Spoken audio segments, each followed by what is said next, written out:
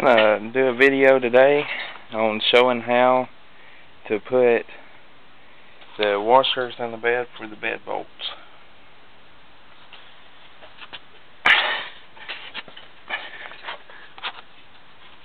How we done it is took a pencil and ran around the circle of the hole up through there, around on the bottom of the wood, and then pulled the wood out, and took and drilled a hole through the center of it, a little small hole, and then we laid our washer down around the small hole and traced it,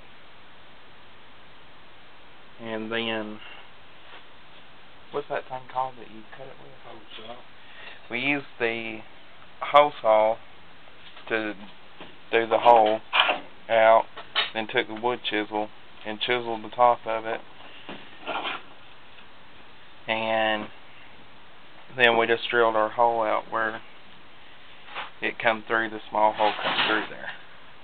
But anyways, that's the update on the 67, and I thought I would share how we done that. So thanks for watching.